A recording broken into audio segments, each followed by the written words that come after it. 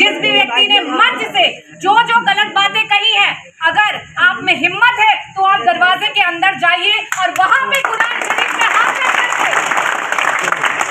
इस दरवाजे के अंदर जाकर के कुरान शरीफ पे हाथ रख करके उन्हीं बातों को अगर आप दोहरा देंगे तो यहाँ से समाजवादी पार्टी अपने आप घुटने टेक लेगी।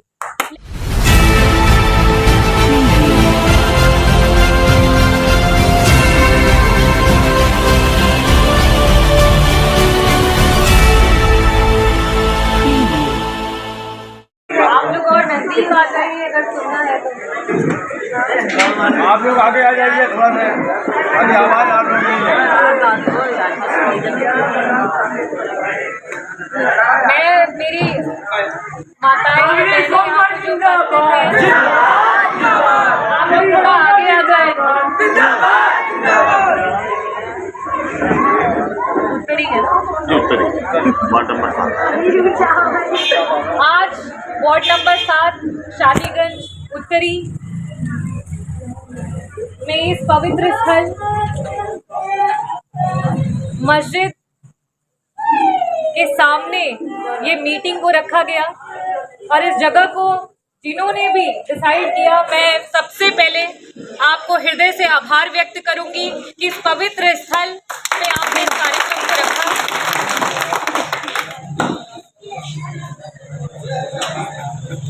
मेरी राजनीतिक सफर की जननी मछली शहर की धरती को मैं नमन करती हूँ और यहाँ की समस्त जनता को मैं सबसे पहले प्रणाम करती हूँ और हृदय से धन्यवाद देती हूँ।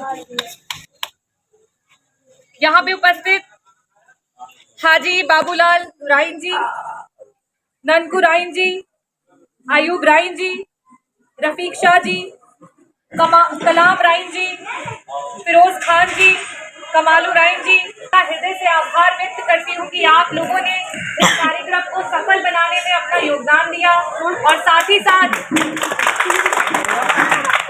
यहाँ पे उपस्थित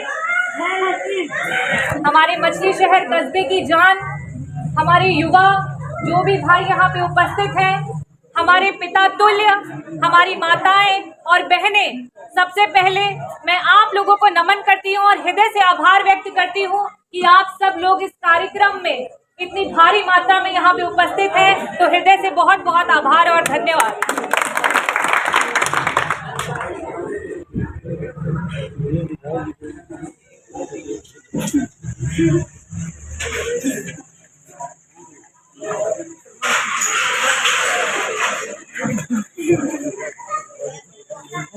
मछली शहर की जनता को अगर मैं इनकी बात करूं तो आप लोगों ने एक इतिहास को रचा है। जब प्रदेश में विधानसभा के चुनाव हो रहे थे और उस समय बात की जा रही थी कि 15 दिन में एक ऐसी कौन सी विधानसभा है कि जहां से 15 दिन में जनता प्रत्याशी को बिना देखे जिता करके सदन तक पहुंचा दे रही है, तो वो ये जनता है जो मेरे सामने खड़ी है। आप लोगों की देन है कि मैं सदन में पहुंची और आज आप लोगों की आवाज मैं सदन में बुलंद कर रही हूं और आप लोगों के हक की लड़ाई मैं सदन में लड़ रही हूं। मैं बड़ी खुशनसीब हूं कि मुझे मछली शहर जैसी विधानसभा से प्रतिनिधि के रूप में सदन में पहुंचने का अवसर प्राप्त हुआ। आज इस पाक जमीन पे मैं नगर पंचायत का जो ये इलेक्शन है इसके बारे में कुछ बातें कहना चाहूंगी और अगर आपको ये बातें सही लगे तो मैं आपसे अनुरोध करूंगी कि एक बार उत्साहवर्धन के लिए आप हमारे प्रत्याशी के लिए जोरदार तालियों से उनका स्वागत जरूर करिएगा।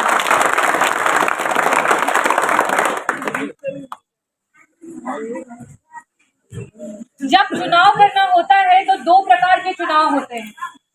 या तो आपके पास दो तरीके के कैंडिडेट होते हैं, दो बहुत ही अच्छे कैंडिडेट, तब बड़ा मुश्किल होता है कि हम किसको वोट करें, और या फिर कि दो बड़े ही खराब कैंडिडेट जिनमें तब भी समझ नहीं आता कि भाई अब किसको वोट करें।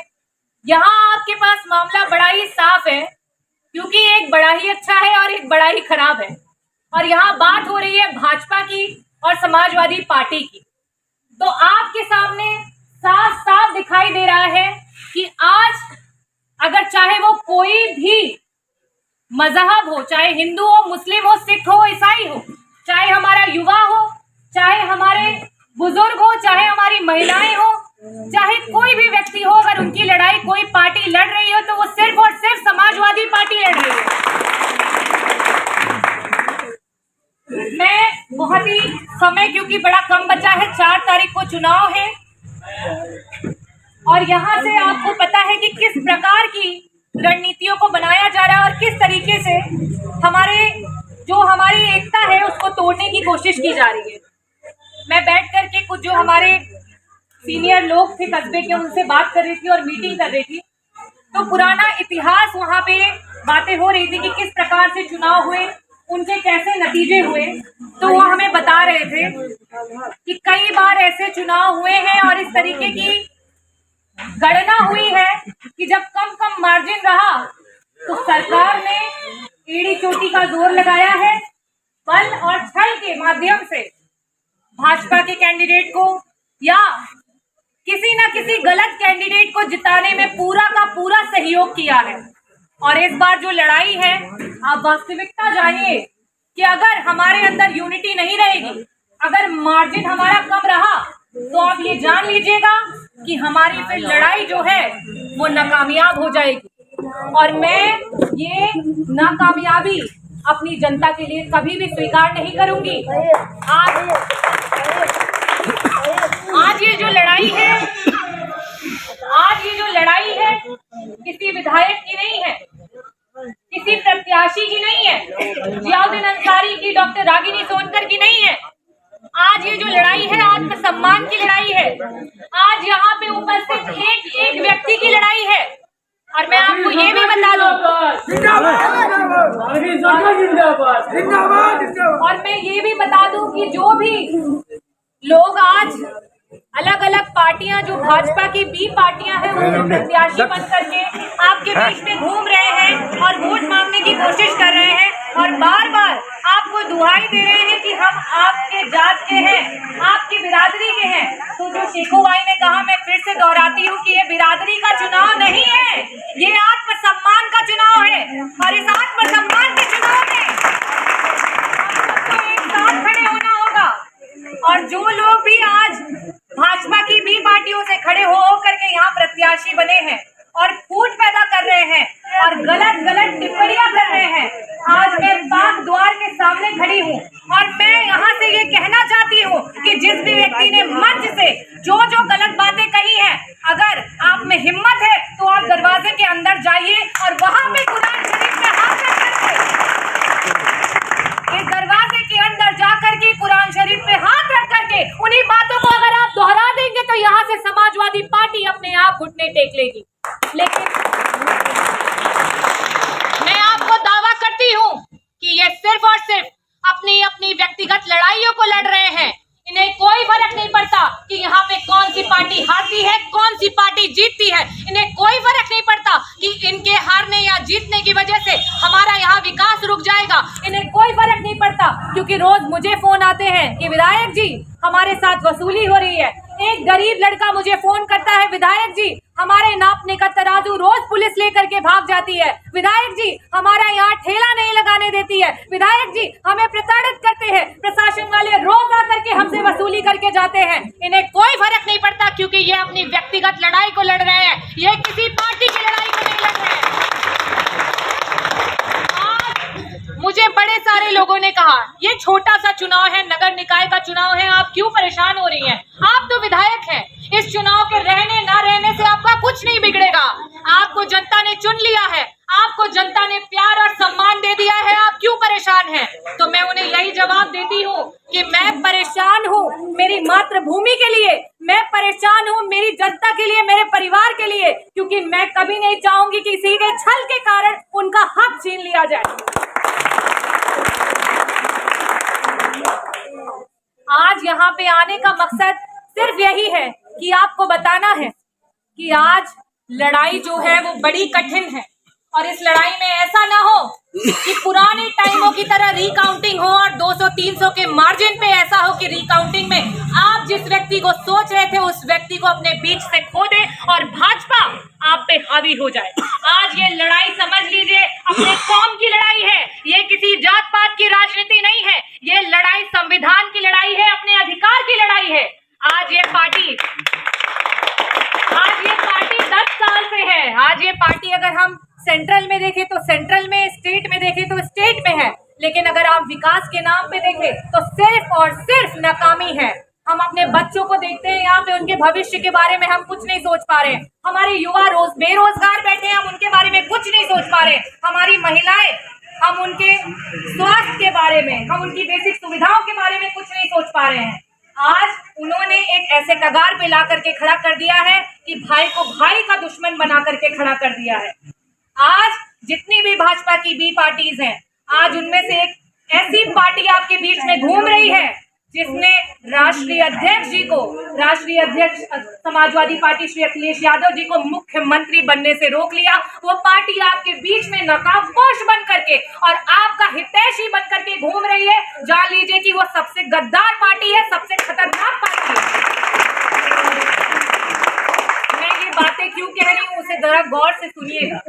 ये बातें इसलिए कह रही हूँ कि आज लोग बता रहे हैं कि हम आपके कौम के, हम आपकी बिरादरी के हैं, आप हमें सपोर्ट करिए। लेकिन जिस समय मार्जिन कम होगा, आप जान लीजिएगा वो अपनी गुंडागर्दी से, जैसे उन्होंने विधानसभा के चुनाव में किया, हम विधानसभा जीत चुके थे, राष्ट्रीय अध्यक्ष जी मुख्यमंत्री बन चुके थे, उन्होंने धोखेबाजी करी, प्रशासन के जोर से उन्होंने गलत काउंटिंग कराई, जहां कम मार्जिन रहा वहां उन्होंने हमारी सीटों को हरा दिया। और आज यहाँ की जो लड़ाई है, चेतावनी भरी लड़ाई है।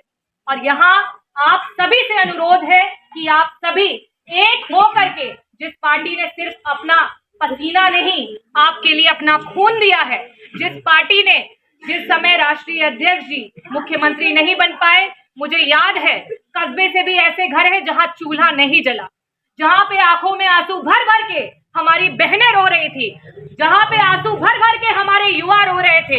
अग्निवीर जैसी योजनाएं ले आए और आज आए दिन हमारे कौम के लोगों को गली मोहल्ले में उनको किस तरीके से उनके ऊपर आरोप लगाए जा रहे हैं, किस तरीके से प्रताड़न किया जा रहा है, वो आपसे छिपा नहीं है। आज देश में इस तरीके का माहौल है कि किचन में क्या बन रहा है उसमें भी आजादी नहीं है। आप अगर इस बात से सहमत नहीं हो तो हाथ उठाएं।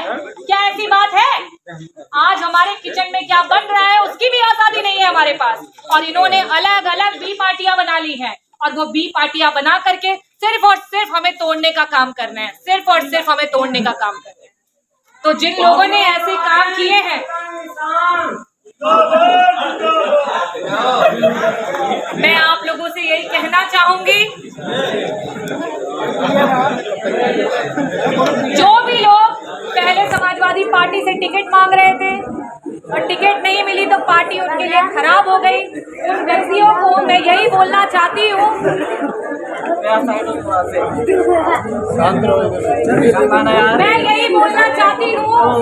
कि ये बात उनके कानों तक भी पहुंचा दीजिएगा। ये बड़ी जरूरी बात है।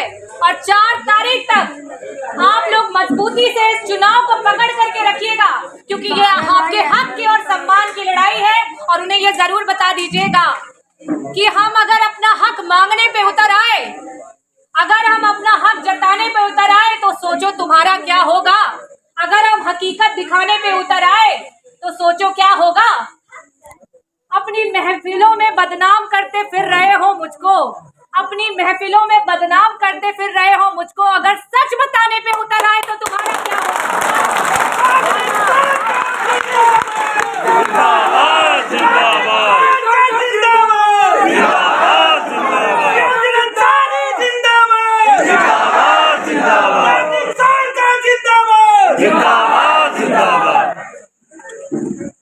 और आप लोगों की देन है कि आपकी विधायक इतनी निडर है कि किसी से डरती नहीं है। क्योंकि मुझे पता है कि जहां मेरे पे एक आरोप लगेगा, पूरा मछली शहर, पूरी जनता एक साथ खड़ी हो जाएगी और उनको बहुत ही बड़ा जवाब देना चाहिए। क्योंकि आप लोगों ने एक शिक्षित विधायक को चुना है, एक एम्स से आई हुई डॉक्टर को विधायक बना करके बिठाया है। आप लोगों ने किसी व्यक्ति को नहीं, अपनी बहन को और बेटी को विधायक बना करके यहाँ। आखिरी में सिर्फ यही कहना चाहूंगी कि आज इस मुश्किल घड़ी में सिर्फ एक ही चीज है जो हमें बचा सकती है वो है हमारी एकता की ताकत। और मैं आप लोगों से यही उम्मीद करती हूँ कि ये फूट मत डलने दीजिए। ये फूट डलने से सिर्फ हमारा नुकसान होगा कि कल को जब आप विधायक जी को फोन करेंगे कि विधायक जी ये इस तरीके की चीजें हो रही है कस्बे में, आप बताइए हम क्या करें, तो आपका विधायक कहीं से भी मजबूर और लाचार ना हो जाए। मैं कोशिश करूंगी कि ऐसा कुछ ना होने पाए, लेकिन आपसे फरियाद करके जा रही हूँ आज इस पाक धरती पे आप लोगों के बीच में हाथ जोड़ करके ये बोलना चाहती हूँ, समाजवादी पार्टी के झंडे को और ऊंचा कर दीजिए और 4 तारीख के साइकिल के चिन्ह पे मोहर लगा करके जियाउद्दीन अंसारी को चेयरमैन बना दीजिए। और यहाँ से बेचू जी सभासद के प्रत्याशी हैं और पिछली बार 38 मतों से रह गए थे, पर मुझे लगता है कि इस बार हम कोई भूल होने नहीं देंगे और ये जो मौका परस्त लोग हैं उनको भी दिखा देंगे। और ये जो भाजपा की सरकार है जो सोचती है कि हमारे कौम में फूट डाल सकती है उसको भी जवाब दे देंगे और हम 4 तारीख को साइकिल का बटन दबा करके समाजवादी झंडा ऊंचा करेंगे।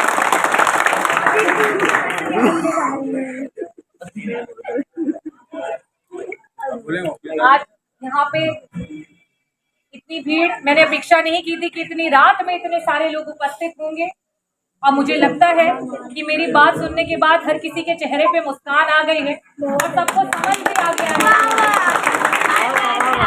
कि ये आत्मसम्मान की लड़ाई है और ये यहाँ पे उपस्थित एक एक व्यक्ति की लड़ाई है।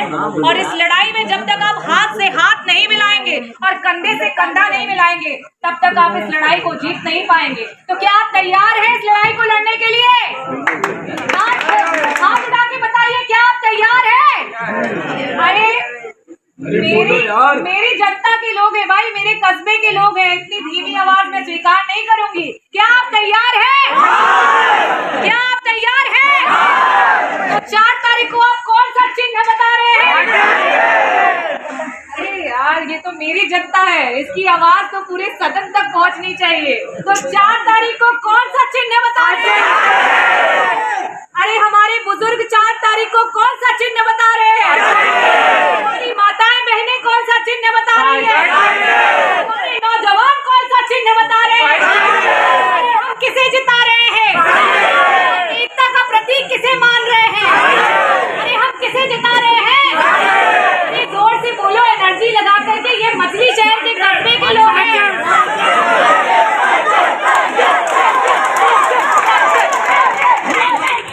मैं शादीगंज उत्तरी के हमारे जितने भी मतदाता